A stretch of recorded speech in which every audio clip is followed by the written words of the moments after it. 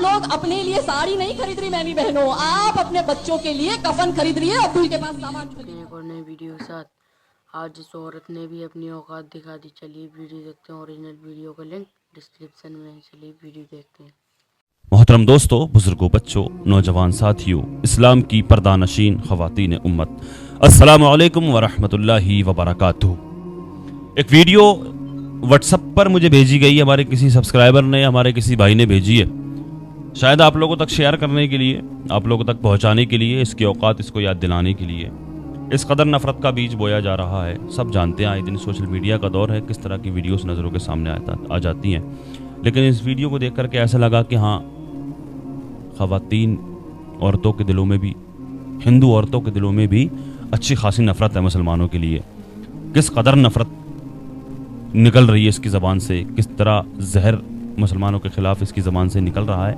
पहले आप लोग इस वीडियो को देख लें, उसके बाद में मैं इस पर तबसरा करूँगा, तभी मैं इसको इसकी औकात याद दिलाता हूँ। देखें पहले इस वीडियो को। हमारी बहनें 10 रुपए बचाने के लिए कि अजय भाई जो है वो 20 रुपए किलो टमाटर दे रहा है और बाजू में अब्दुल भाई की लारी है, वो 10 रुपए किलो टमाटर दे रहा है, तो हम उसके पास टमाटर लेने चले जाएंगे क्योंकि वो सस्ता दे रहा है। हम कपड़े की शॉपिंग अब्दुल भाई के यहाँ से कर रहे हैं क्योंकि वो सस्ता दे रहा है। हर जगह ऐसे इन लोगों की दुकानें, इन लोगों का एरिया हो गया कि हमारे हिंदू वहां से जाके शॉपिंग कर रहे हैं। आप लोग अपने लिए साड़ी नहीं खरीद रही मेरी बहनों, आप अपने बच्चों के लिए कफन खरीद रही है अब्दुल के पास सामान खरीद कर, क्योंकि उन्हीं पैसों से वो अब्दुल इन जिहादियों को फंड देता है और वो जिहादी आपकी बच्चियों को उठा के लेके जाता है।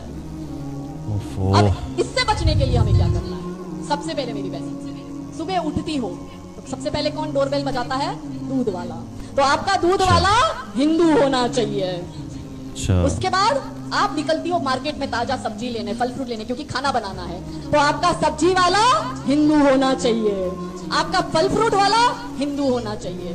फिर 12-1 बजे आता है स्त्री वाला, बैल बजाता है स्त्री के कपड़े लेने, आपका स्त्री वाला हिंदू होना चाहिए। हमारे भाई फिर ऑफिस निकलते हैं काम पर, दुकान पर, आपके यहाँ पर एम्प्लॉय हिंदू होना चाहिए। फिर आप जाते हो अनाज राशन लेने, अनाज राशन करियाने वाला हिंदू होना चाहिए। आपकी बाइक खराब हो गई तो गैरेज रिपेयरिंग वाला, बाइक रिपेयरिंग वाले का जो गैरेज है वो गैरेज वाला हिंदू होना चाहिए। हम इनको कहते हैं ये पंचर छापे पंचर निकालता है, पर मैं कहती हूँ हमारे हिंदू क्यों नहीं पंचर की दुकान खोल के बैठते हैं? पंचर वाला भी हिंदू होना चाहिए, एसी रिपेयरिंग वाला हिंदू होना चाहिए, टीवी रिपेयरिंग वाला हिंदू होना चाहिए, डांस क्लास वाला हिंदू होना चाहिए, जिम ट्रेनर हिंदू होना चाहिए। आपके हर काम की शुरुआत से लेकर रात के अंत तक हर एक जगह जब वो पूरी चेन हिंदू की होगी मेरी बहनों, तब आप अपनी सुरक्षित राष्ट्र के निर्माण की कल्पना कर पाएगी। पंचर छाप है हम, सही बात है। पंचर छाप कह रही है, जिहादी कह रही है, ये भौंक रही है खड़े होकर के। तुझे मालूम है ये जो भौंकने का अधिकार किसने दिया तुझे? यहाँ पर ये जो इस कदर भौंक रही है तो मुसलमानों के खिलाफ, ये जो भौंकने का ये जो ओहदा, जो इज्जत और वक़ार जो दिया, माइक के हाथ में माइक पर बोल रही है खड़े होकर, मालूम है यहाँ पर किसने इज्जत का, ये जो इज्जत वक़ार जो है दिया, किसने दिया, कैसे मिला? ये जीने का अधिकार कहाँ से मिला? अरे जिंदा जला दिया जाता था, बेटियों को जिंदा दफन कर दिया जाता था इस ज़मीन के अंदर। जैसे किसी के घर में अगर बेटी पैदा होती, अगर किसी का शौहर मर जाता, किसी का अगर पति मर जाता, तो जिंदा जला दिया जाता था उसकी चिता में उसको। आज ये जो भौंक रही हैं खड़े होकर के, ये झूठा नारा देते हो बेटी पढ़ाओ बेटी बचाओ, मेरे आका ने 1400 साल पहले बचा दिया बेटियों को, बोल रही मुसलमानों के खिलाफ। अब्दुल से खरीदारी नहीं करना है? अरे खूब करना आता है सेब बेचने के लिए मेरे दरवाजे पे। हाँ, अब्दुल भौंकते हो तुम लोग मेरे दरवाजे पे, खूब करना आता है। चाट बेचने वाला नन्हे लाल आता है मेरे दरवाजे पे मेरे गाँव में, और खाते भी मुसलमान ही हैं सब ज़्यादातर।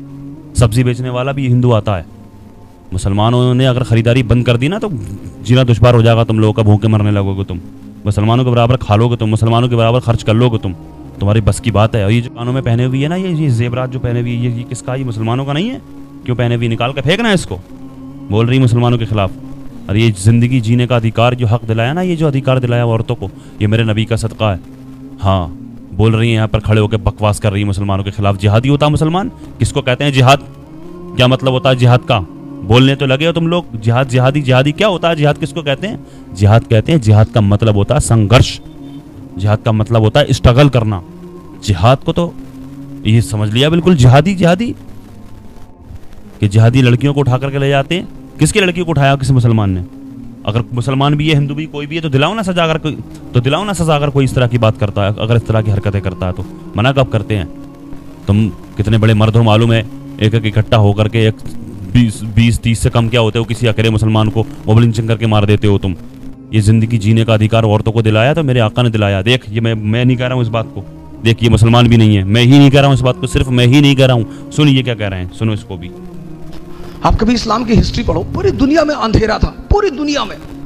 यूरोप औरतें जलाई जा रही थी विच हंटिंग के नाम पे, विच हंटिंग। हिंदुस्तान सती प्रथा, चीन में तो लड़कियों को ऐसे ही मार डालते थे। पूरी दुनिया में अंधेरा, और उस अंधेरे में मोहम्मद साहब लैंप लेकर खड़े हुए। सुभान अल्लाह। इस्लाम भौंक रही है खड़े होकर, प्रेम, मैसेज, ये है। ये हमसे लोग पूछते हैं, मैं मेडिवल इंडिया पढ़ाता हूं, लोग मुझसे पूछते हैं इस्लाम इतनी ऊंचाई पे कैसे था, मुसलमान इतनी ऊंचाई पे कैसे थे। स्पेन से लेकर चाइना सी, कैस्पियन से लेकर हिंदुस्तान, पूरे इलाके में मुसलमानों का कब्जा। क्यों? क्योंकि वो अपने उस वक्त पैगंबर को समझते थे कि जीतने के सिद्धांत क्या है। जीतना तलवार से नहीं, तलवार से तो लूटा जाता है।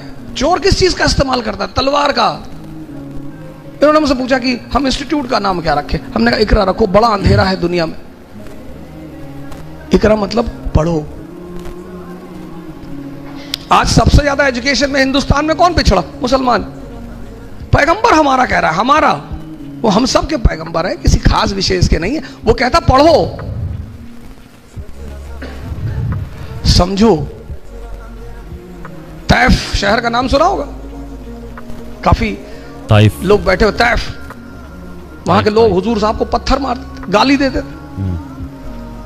अब हमको कोई यहां गाली दे, और सैफिर यहां के कमिश्नर है, धौले साहब आईजी है, तो मैं तो जाके इनसे कहूंगा कि सब एनकाउंटर करवा दो, मरवा डालो इनको, ये हमको गाली दे रहे सब। जिब्राइल साहब ने हुजूर साहब से कहा कि कहो तो, तैफ शहर 2 पहाड़ों के बीच में है, तो उन्होंने हुजूर साहब से कहा कि कहो तो दबा दूं। अरे बोले नहीं, जाने दो। ये लोग ये जो मुझे पत्थर मार रहे हैं ना, किसी दिन यही हमारे पैरोकार होंगे। मैसेज। बेशक। आप पढ़ते को स्ट्रेस लेकर पढ़ना है मुझे नहीं, समझना है। आप पहली गलती पता क्या करते हो? आप स्ट्रेस लेके काम करते। पढ़ना है, मैं नहीं कहता। आप किताबें इतनी प्यारी चीज है, इतनी, पर कब? जब आप उन्हें समझो। पढ़ो इस्लाम को, यह है इंसानियत, इसको कहते हैं इंसानियत। क्यों नफरत का बीज बो रहे हो इस मुल्क में? क्यों अपने बच्चों का भविष्य बर्बाद कर रहे हो? मुसलमान और हिंदू आपस में मिलजुल करके ही मोहब्बत से रहेंगे, तब कारोबार करेंगे, तभी तरक्की करेंगे, तभी हमारे बच्चे तरक्की करेंगे, तभी ये मुल्क तरक्की करेगा। अपने बच्चों का भविष्य बर्बाद मत करो। किस कदर नफरत का बीज बोया जा रहा है। औरतों के दिलों में भी मुसलमानों के खिलाफ नफरत हो गई। अच्छा, एक बात तो ठीक कही है इसने, ये जो कह रही है कि ना हिंदू होना चाहिए, दूध वाला हिंदू होना चाहिए, इस्त्री करने वाला हिंदू होना चाहिए, पंचर वाला हिंदू होना चाहिए, और बाइक रिपेयर करने वाला हिंदू होना चाहिए, ये सब हिंदू होना चाहिए। ये तो बात कहीं ना कहीं सही कह रही है। मुसलमान तो बस इन सब चीज़ों में पड़ गया ना, पढ़ाई नहीं करता मुसलमान, असल वजह यही है। लेकिन एक तरफ तो इंसानियत का पैगाम देते हो तुम लोग, एक तरफ कहते हो कि धर्म मत लगाओ ये नफरत की आग इस मुल्क में, मत अपने बच्चों का भविष्य बर्बाद करो। औरत हो किस तरह की बात कर रही हो, शर्म आनी चाहिए। क्या बात कर रही है यार। अल्लाह पाक की बारगाह में दुआ है, अल्लाह तबारक व तआला हिदायत अता फरमाए। अल्लाह पाक हमारे इस मुल्क में अमन और सुकून अता फरमाए। अल्लाह तबारक व तआला हिंदू मुस्लिम भाईचारा कायम फरमाए। अल्लाह पाक दुनिया के तमाम मुसलमानों की इज़्ज़त व आबरू की, जान और माल की हिफाजत फरमाए। दुनिया में जहाँ कहीं परेशान हाल मुसलमान है, अल्लाह पाक सबकी परेशानियों को दूर फरमाए। दुनिया में जहाँ कहीं बेकसूर मुसलमान जेलों में कैद हैं, अल्लाह तबारक व तआला उनको रिहाई अता फरमाए। जो बेजा मुकदमा बाजियों में फंसे हुए हैं, अल्लाह पाक उनको उससे छुटकारा नसीब फरमाए। जो बीमार हैं, अल्लाह पाक उनको शिफा अता फरमाए। खुसूसियत के साथ अभी जितने भी लोग इस वीडियो को देख रहे हैं, हम सब में से कोई भी अगर बीमार है, कोई भी अगर किसी भी मर्ज़ में मुब्तला